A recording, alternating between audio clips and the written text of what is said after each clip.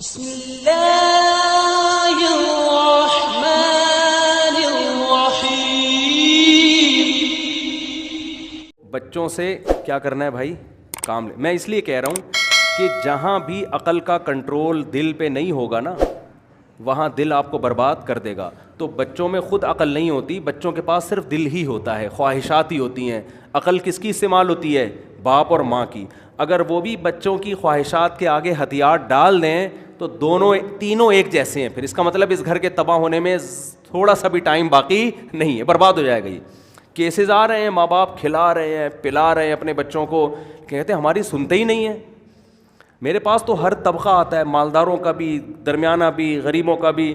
غریب بچوں میں اکثر اطاعت کا جذبہ زیادہ ہے کیونکہ وہ گھر کے کام کاج کر رہے ہوتے ہیں۔ مالداروں بچوں میں، حالانکہ مالدار کے احسانات زیادہ ہیں اس کے اوپر، لیکن بچوں میں اطاعت کا جذبہ کم ہے کیونکہ ماں باپ نے ساری سہولتیں دے دی ان کو، ہر خواہش پوری کر دی ان کی، تو جس سے وہ خواہشات کے غلام بن گئے۔ بچوں کو بچپن میں سکھانا پڑے گا یہ تمہاری بہن ہے، اس پہ خرچ کرو، دو اس کو، کھلاؤ اس کو، اس کا خیال کرو۔ تو میں یہ عرض کر رہا تھا کہ عقل جو ہے نا، عقل عربی میں کہتے ہیں باندھنے کو، اور اللہ نے انسان کے بارے میں فرمایا کہ یہ جل باز ہے، یہ فوراً ایسی چیزوں کی طرف جاتا ہے جس میں اس کی خواہش پوری ہو رہی ہو۔ جل بازی کا مطلب یہ اس کے انجام سے یہ بے خبر ہو جاتا ہے۔ تو عقل کیا کرتی ہے؟ آپ کو انجام دکھاتی ہے اس کا، کہ بھئی یہ انجام ہے اور یہ انجام اچھا نہیں ہے۔ تو اس پہ میں کہہ رہا تھا کہ فوجیوں کو باقاعدہ ٹریننگ دی جاتی ہے، تربیت دی جاتی ہے ان کو، پھر کیسا زبردست 1-2 سال کی ٹریننگ کے بعد پوری زندگی کیسی بنتی ہے۔ میں نے اکثر دیکھا، اکثر کیا 100% دیکھا ہے، جو فوجی لوگ ریٹائر ہونے کے بعد بھی بڑی زبردست زندگی گزارتے ہیں، سست نہیں ہوتے۔ میں نے کم از کم اپنی زندگی میں کسی اپنے رشتہ داروں میں بھی، ہمارے بہت سے لوگ فوج میں، جاننے والوں میں بھی، دوستوں میں بھی، ایک چیز ہے کہ سستی نہیں ہوتی۔ وجہ کیا ہے کہ صبح اٹھنا، دوڑنا، بھاگنا۔ ہمارے ایک رشتہ دار کمیشن آفیسر گئے آرمی میں، تو ان کا خیال یہ تھا کہ زبردست حساب کتاب ہوگا، تو ٹریننگ کے دوران بہرحال جوس نکل آتا ہے۔ تو ہمارے کوئی جب رشتہ دار ان سے ملنے کے لیے جاتے نا تو بڑے خوش ہوتے ہیں کہ یار تھوڑی دیر کے لیے ہمیں سکون ملتا ہے۔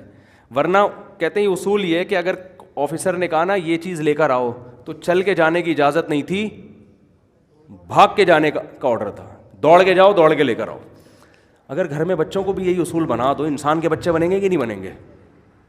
آپ اپنے کسی بچے کو انڈے لینے کے لیے بھیجو، آپ جن انڈے لینے کے لیے بھیجا تھا جب وہ آئے گا تو ان انڈوں سے چوزے نکل چکے ہوں گے، اگلی نسل کے انڈے لے کر آ رہا ہوگا وہ، حقیقت ہے۔ انڈوں کے ریٹ چینج ہو چکے ہوں گے جب وہ واپس آتا ہے نا، جن انڈوں کے حساب سے آپ نے پیسے دیے تھے نا وہ ریٹ کیا ہو چکے ہوں گے؟ چینج ہو چکے ہوں گے۔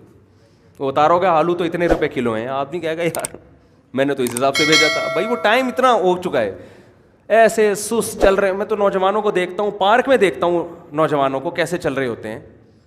میں ان سے کہتا ہوں بھائی ایسے تو آپ گھر کے صوفے پہ چل لیتے، زیادہ اچھا تھا۔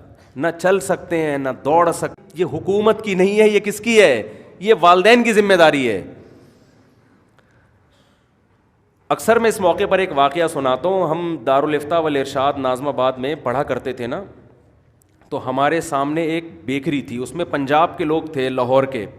پتہ ہے آپ کو پنجاب کے لوگ کاروبار کے معاملے میں سست نہیں ہوتے، یہ میں نے دیکھا ہے۔ کاروبار میں وہ ہٹو بچوں، کیونکہ سست آدمی تو بزنس کر ہی نہیں سکتا نا۔ ایک صاحب پڑھے ہوئے تھے نا ایک مدرسے میں، ایسے لیٹے ہوئے تھے یوں کر کے، میں جب بھی جاتا وہ اس طرح مجھے نظر آتے لیٹے ہوئے۔ تو ایک دن مجھے لیٹے لیٹے کہنے لگے کہ مفتی صاحب آپ پتہ نہیں کیسے 4 شادیوں کی بات کرتے ہو، ہمیں تو کوئی دوسری کے لیے نہیں ملتا۔ تو میں بھی ان کی ساتھ والی کرسی پہ نا ایسے لیٹ گیا یوں کر کے۔ میں نے کہا اس کنڈیشن میں آپ کو پہلی مل گئی، اس پہ اللہ کا شکر ادا، کیونکہ میں جب بھی آتا ہوں آپ کو میں یوں ہی لیٹا ہوا دیکھ رہا ہوں۔ میں نے کہا اس کے لیے ایسے تھوڑی ہوتا ہے بھائی، اس کے لیے تو دھکے کھانے پڑتے ہیں،